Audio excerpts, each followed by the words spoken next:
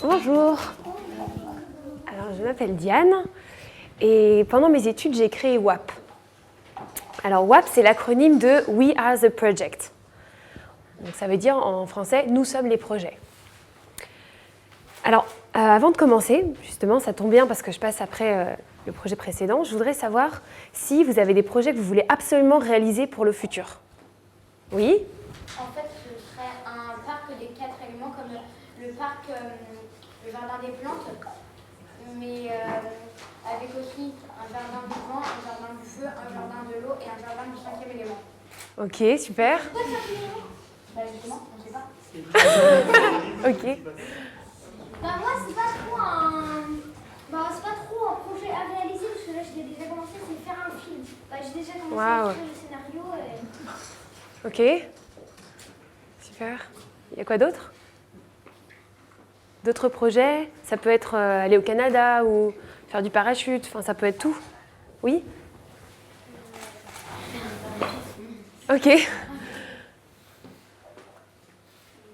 Oui ? Bah, mettre des tablettes à l'école à la place des livres.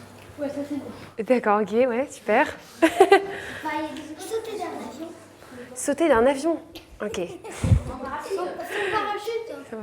Oui, il y a des gens qui Oui ? font ça. Ah oui, il a lancé ce truc.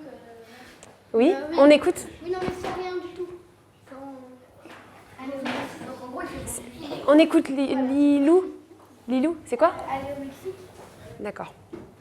En fait, donc vous avez beaucoup de projets, mais en fait, il se trouve que il y a la majorité des gens, et même, enfin beaucoup de gens, que ce soit à 20 ans, 40 ans ou 80 ans, parfois ils ne se projettent pas assez dans le futur, donc ils ne réalisent pas leurs projets, des projets qui sont très très importants pour eux. Et donc du coup, ils n'arrivent pas à trouver leur voie.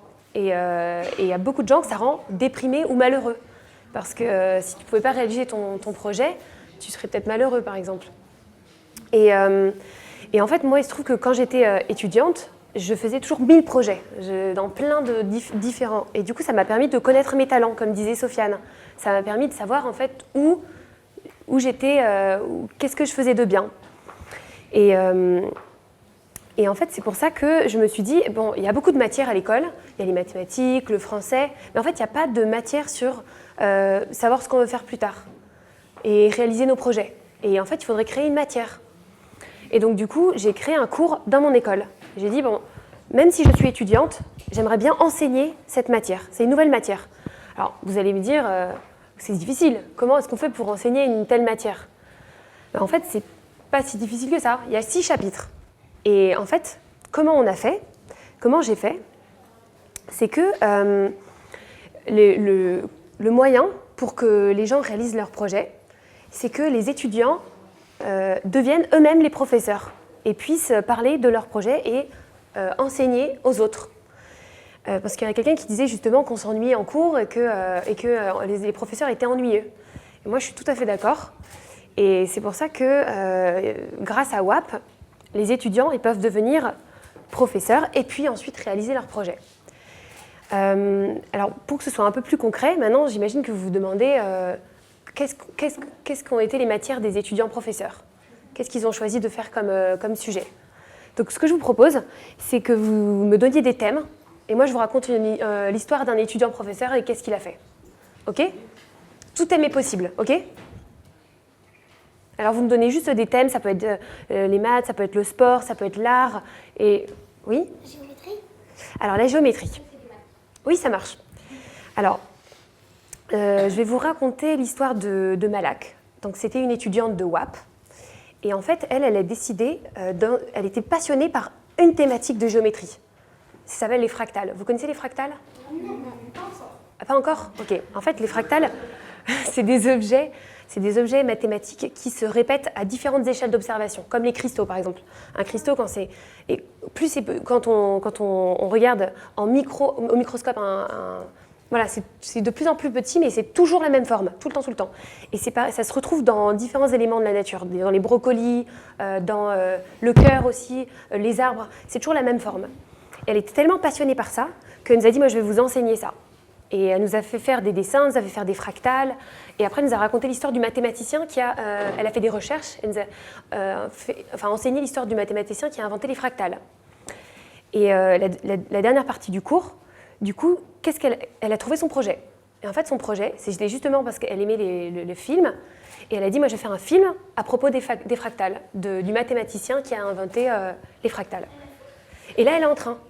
Et c'est son projet. Et en fait, elle l'a trouvé en nous faisant le cours. Vous avez d'autres thèmes ? La science. Alors, la science, oui. Donc, pour le coup, là, je me souviens d'un atelier, enfin d'un cours de Robert. Alors, Robert, lui, il est passionné par tout ce qui est open source et développement. Il nous a fait un cours sur le développement de la programmation avec des outils qui sont ouverts à tous. C'est ce qu'on appelle open source. Et il connaît tout sur le sujet. Et notamment, il s'est beaucoup renseigné sur les nouvelles monnaies. Il y a l'euro, il y a le dollar. Et lui, oui, c'est ça. Ah, c'est marrant que tu connaisses. Et c'était là-dessus. Oui. Tu connais aussi ? Oui, le bitcoin. Mais ça, c'est sur, Ok. c'est sur des trucs web. Mais c'est 86% Ok. Bon, il y en a qui s'y connaissent. Et ben, du coup, il nous a juste expliqué pourquoi c'était important qu'on connaisse cette monnaie, parce que c'est une monnaie numérique, et que du coup, il fallait se renseigner. Et en fait, il est en train de développer aussi un projet sur comment rendre accessibles les monnaies numériques. Elles sont accessibles. Oui, c'est vrai. Elles sont accessibles. C'est justement les monnaies cachées sur le deep web. Ou alors, il y en a qui l'appellent le darknet. Et c'est justement pour pas que justement fait pour par exemple qu'on puisse faire des achats cachés sans qu'il. À la base, elle n'est pas faite pour ça. Sinon, l'entreprise, elle n'aurait pas. Sinon, est-ce que vous avez d'autres thèmes ? Sinon, après, on débat après, parce qu'on fait beaucoup dans les... Oui ? L'histoire. Alors, l'histoire, oui. Alors, l'histoire, c'était Antoine. On était en Normandie, parce que du coup, on avait fait ça dans plein de villes en France, et puis même à l'international. Et en fait, lui, il nous a fait un cours en nous racontant l'histoire de son grand-père sur la Seconde Guerre mondiale. Parce il est passionné par l'histoire et il a vécu l'histoire par son grand-père. Et du coup, il nous a dit, je ne me souviens pas toute l'histoire, parce que c'était il y a longtemps, mais ça faisait peur. Mais en gros, il nous racontait comment il s'était enfui de la demeure familiale sur un cheval, je crois. J'essaie de me souvenir de l'histoire, je m'en souviens plus trop, mais c'était un truc incroyable. Je crois qu'il s'était caché dans la forêt, mais il faudrait lui demander. Je me souviens plus trop. Mais il y avait quelque chose là-dessus. Oui ? Le dessin. Alors, qu'est-ce qu'il y a eu sur le dessin ? J'ai pas de souvenir, il n'y a pas eu de dessin. Je passe mon tour. Oui ? Je vais te dire un truc. Ouais. Moi, je connais un garçon à l'école, son grand-père, c'est lui qui a découvert Jupiter. Qui a découvert Jupiter ? Son arrière-grand-père. Ah, waouh. Eh bien, il faut qu'il fasse WAP, comme ça il pourra raconter aux autres. Et il y a d'autres thèmes ? Le français. Le français. Pour le coup, le français, c'est tout le monde. Parce que, justement, en donnant un cours, ils apprennent à s'exprimer. Et du coup, ils apprennent à apprendre le français. Donc ça concerne tout le monde. Et en fait, le but, pour résumer, c'est qu'en étant professeur, on est capable de gérer un groupe. On est capable de l'idée, d'être leader d'un groupe de 20 personnes. Et ça apprend beaucoup de compétences qu'on a besoin en entreprise. Et aussi, il faut être capable de structurer son cours, de faire les étapes. Alors, étape 1, je vais faire ça, étape 2, je vais faire ça, puis il faut impliquer les autres aussi. Il ne faut pas faire un blabla, parce que sinon, on est comme un professeur, on est ennuyeux. Et donc, du coup, il faut faire une expérience. Et en fait, aujourd'hui, nous, du coup, on va voir les différentes écoles et les organisations, et on dit, moi, je ne vais pas être professeur dans cette école. En fait, je vais aider les étudiants qui veulent à être professeurs sur le thème qu'ils veulent. Et ça va les aider à savoir ce qu'ils veulent faire plus tard et à faire des projets où ils vont pouvoir être heureux dans leur projet. Ce serait bien si dans tous les cours, c'était des élèves qui faisaient le cours à la place du prof. Mais c'est pas toujours possible. Pour l'instant, c'est juste le cours WAP. Sur le français, ça serait En fait, par exemple, quand on fait quelque chose en classe, on aborde un nouveau thème, par exemple. Oui. Conjugaison, par exemple, je sais pas, le passé. Le bon exemple. On voit quelqu'un qui est passionné du passé. Oui. Et il vient à l'école, il fait le micro. Ouais. et la maîtresse l'aide à intégrer les bonnes notions qui doivent être apprises. Vous pourriez proposer ça à vos professeurs. Mais quand c'est les élèves qui font le cours, les professeurs, ils sont dans le cours ou pas? Alors, pour le coup, là, pour l'instant, c'est que élèves entre élèves.